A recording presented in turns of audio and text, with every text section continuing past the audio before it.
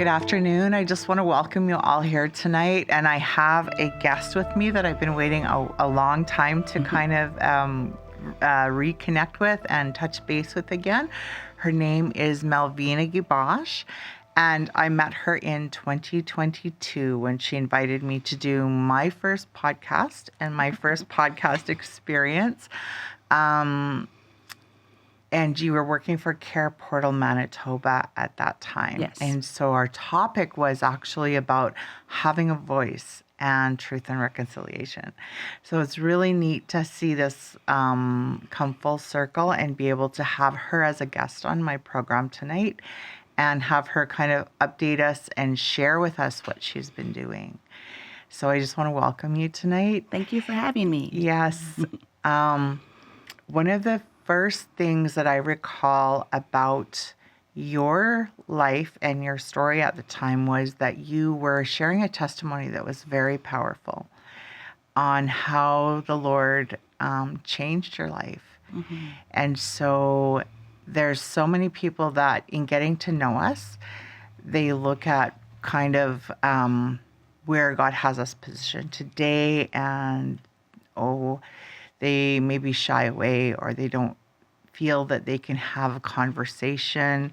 They don't remember, or they don't know us in a life that maybe we lived before Jesus got a hold of our life. Yeah, and where he found us, life. right? That's right, Yeah. Where he found us, yes. So I'd like, if you could share with us a little bit about that testimony. I would love for you to. Sure. To Well, introduce. my name is Melvina Guiboche. I grew up in Winnipeg. I moved here when I was 3 years old from the Pas, Manitoba. Me and my mother moved here. We moved into the inner city of Winnipeg. My mother came from nothing, had nothing, and so we had nothing growing up. And so it was a very inner city lifestyle that we lived. Different systems, different things that we endured in my young years of life. I came from an abusive home, physically, mentally, emotionally, very, very abusive home. I loved my mother, loved her very much, but she had her struggles and things that were unhealed within her that unfortunately, overflowed into my life. And so from the age of 3 years old to the age of 16, it was a very hard life that I lived with abuse and neglect and rejection. At the age of 17, my mother passed away. And so 17 years old, I lost my mother. From that time until I was 30 years old, I lived in anger and unforgiveness, bitterness. I was a very, very horrible person, just hard to get along with, hard to communicate with. I was hard. I grew up in the streets of Winnipeg, in gangs and drugs and alcohol. And so I lived that lifestyle. And so, but at the age of 30 years old, I had 4 children with different fathers. I was on social assistance. I was in housing. I woke up one day and I was completely broken, shattered, and I was so angry that I couldn't turn to God. I couldn't turn to him for all those years because I was angry at him for the things that I went through, for the abuse, for the neglect, for taking my mom, all these different things, And so, but at the age of 30, I had no other option. I was addicted to all different kinds of pain medication or prescription drugs that a doctor would give you. It started off with, being clinically told I was depressed and I had anxiety and all these things. And so all these pills started to come and I got addicted to them. And, 30 years old, I woke up one day and I looked in the mirror and I saw my mother staring back at me and I didn't know how to change it. I knew I was broken. I knew I was angry. I knew I had unforgiveness. I knew I was bitter, but I didn't know how to change it. And my children were living the life that I lived. And I didn't want that for them. And so I decided, I thought within myself, I was going to take my life. That was the only option because my children deserved more and I couldn't be more for them. In the midst of that, in the midst of me taking trying to commit suicide, trying to take my life. My daughter was sleeping in the crib next to me, my baby at the time. And I took all the pills that a doctor gave me. I took them all. And I didn't plan on waking up the next day. But my daughter woke up. And she woke up and she was looking at me. She was standing there and she was smiling at me. And it was that smile that put the fear of the Lord in me, because I didn't want her to grow up feeling that she was unworthy, or that it was her fault, or that, I didn't want her to feel the things that I felt as a child, as a teen, as a young adult. I didn't want her to feel those things. And so I didn't even speak it with my own words because I couldn't. I was laying there. I felt like my body was drifting from me. My soul was drifting from me. And all in my mind, in my heart, I asked Jesus to come down and to teach me to love myself so that I could love my children and love others. And so that was 12 years ago. And man, he sure came down to me. He came down to me, and I invited him in. I invited him into my home, and it's been a journey, a complete 180, a journey. Some people don't even, when they meet me now, it's hard for them to see me in, the way where I came from, where Jesus found me. But that's where I was. And that's how I know that he's so true and he's so real, because where I was broken, and he fixed me and he put me back together piece by piece. And he reconciled me to him. And I was able to reconcile to him and then to my children and to others, and just to be, what he's meant for me to be. And that's been 12 years of my healing journey. But it's been good. But it's been hard. When you were describing that, looking into the eyes of your daughter, and it's one of the things that I always hang on to is I really believe that our children are already filled with, the presence of God, and they are his messengers. He sends them for a purpose. Yeah. And I think he was just there in that room with you. Through her eyes, showing you that you were loved.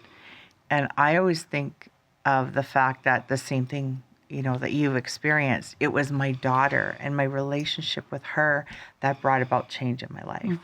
And it's that next generation, and asking, the Lord he's almost pulling us into the future through the lives of our children, just like maybe we pulled our grandparents through, or our parents, because they wanted more for us as well, right? Yeah. And so for me, it took a while to have that circle, like you were talking about, with the hurt and the anger, and having that place, and kind of bringing it to the Lord, that understanding of he forgave me.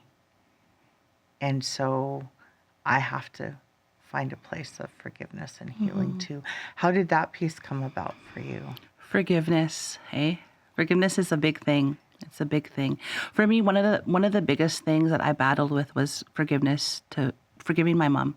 And that was very difficult because, she wasn't here. I lost her at 17, and for many years I had this unforgiveness to her. And because I had this unforgiveness, I lashed out in different areas of my life.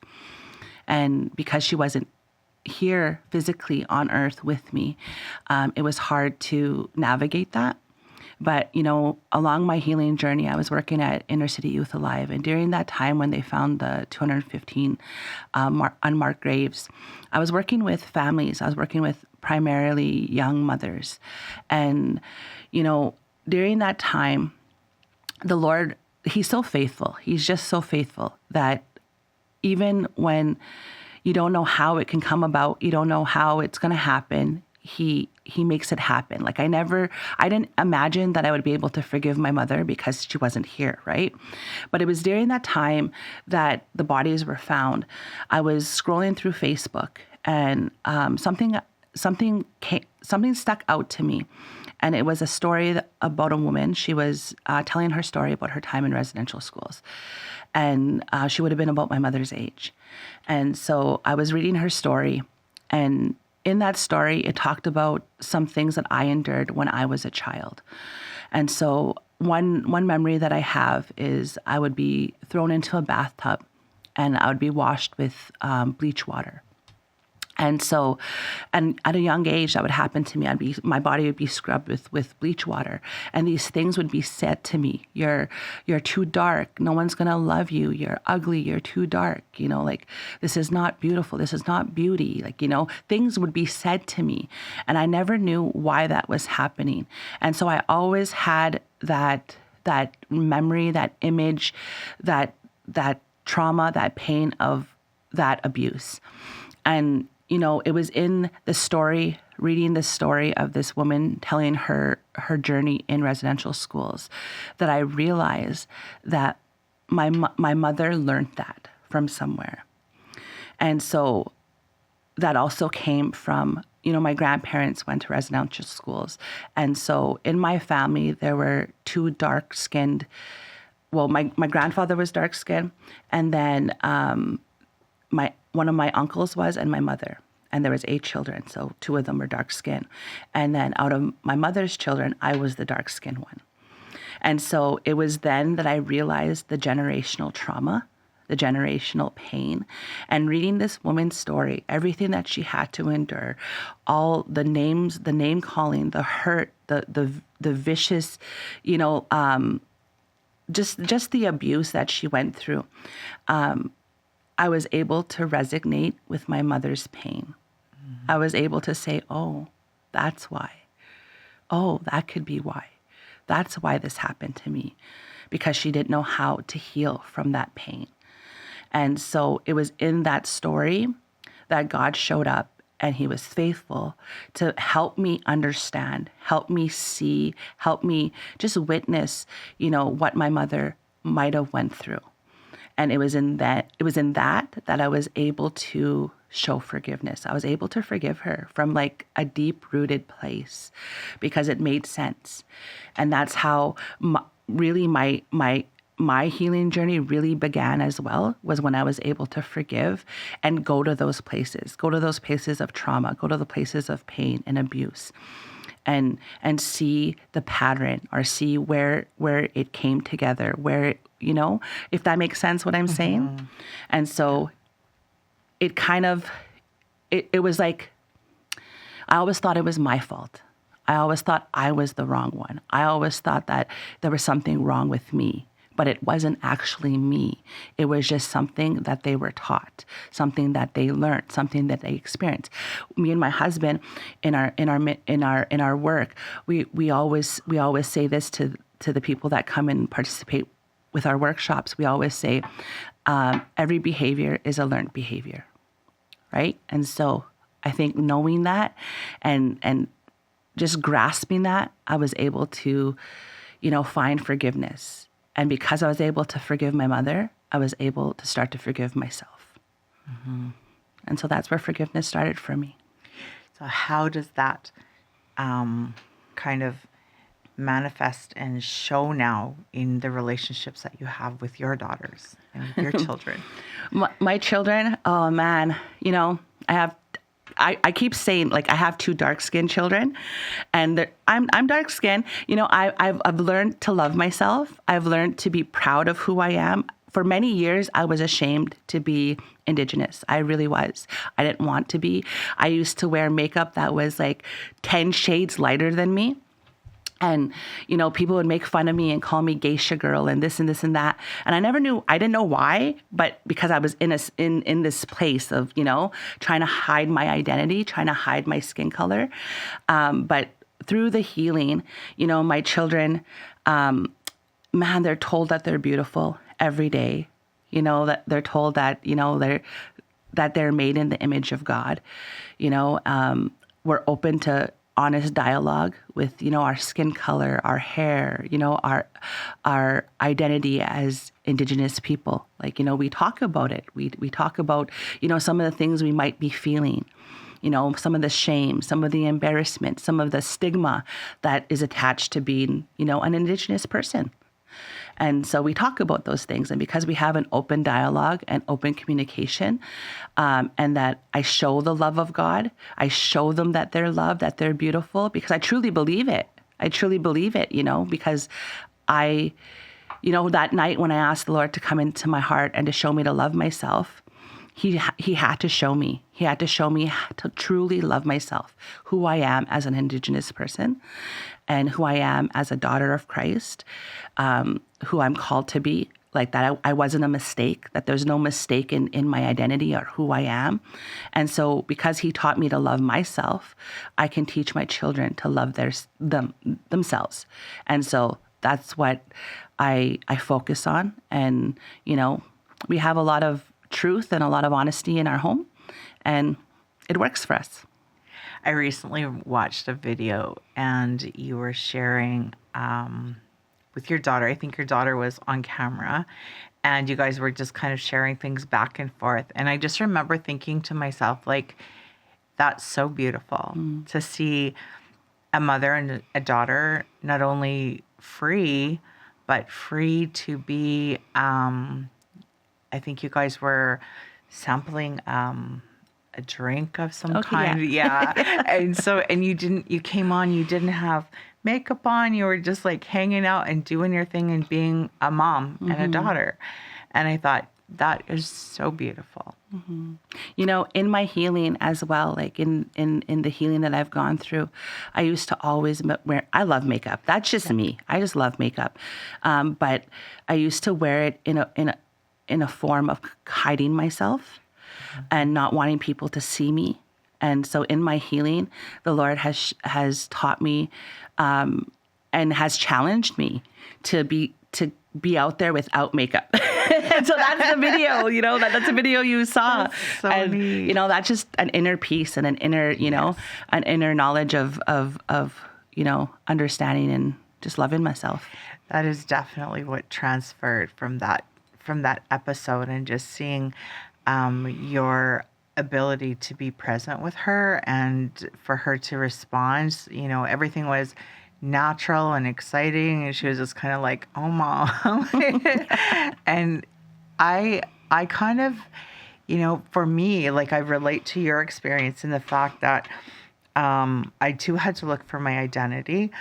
I had similar experiences with the dark skin, but at the end of the day, my mother had already passed on. So I never got to look at her in the face. I never got to see her eyes. I never got to hear her voice. I never got to ask her any questions. And I just think to myself, like, I'm so grateful that day Jesus was in the room with you and just said, no, not my girl, not this time, right? Yeah. Because you have completed that chain. Like, I think there is completion in my family lines. There's, I am here now to answer questions for my kids. But he kept your family together. Like, he did such a powerful healing that day, and he did such an amazing full circle. Like you said, you were able to, even though your mom was gone, you were able to find that place where you could look at where she came from, the roots, who she was, what she was trying to do, how she was trying to be resilient, and how she was trying to survive to give you something to give to your children, right? Yeah. And the Lord made that happen. He put all those pieces in place, kind of the glue and those extra places that were missing.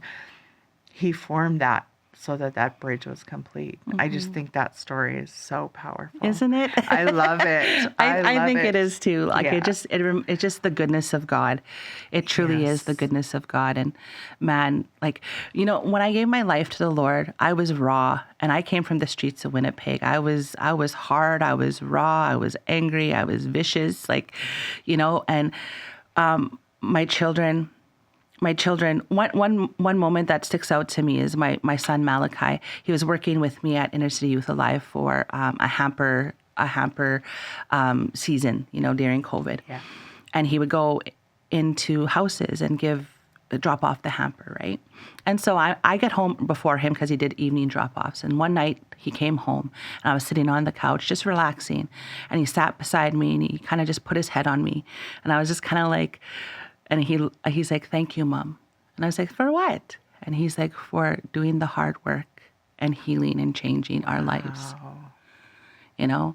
And that was such a profound moment for me because healing is hard. It's challenging. It can be difficult. You don't want to root those things up. You don't want to go to those things. And to be able to heal, we truly have to go to those rooted issues.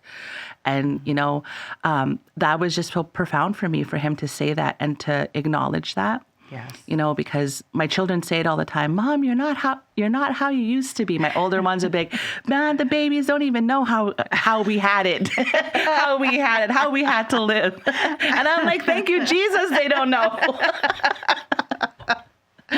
And so to see it in my children, that they see the difference. Yes. That they're experiencing the difference, that our home is a safe place, that our home is a place of love and of nurture and of resilience and of care. Like, we're all still on our healing journey, you know, and we're healing together. But that's the grace of God. And that's because, you know, he comes first in our home. Thank you so much, Melvina, for coming and sharing your testimony today. And I'm really blessed by this, and I know that viewers, especially our young moms and the ones that are maybe sitting there somewhere tonight saying, "Does God have any hope for me still?" So thank you so much for that. You're welcome.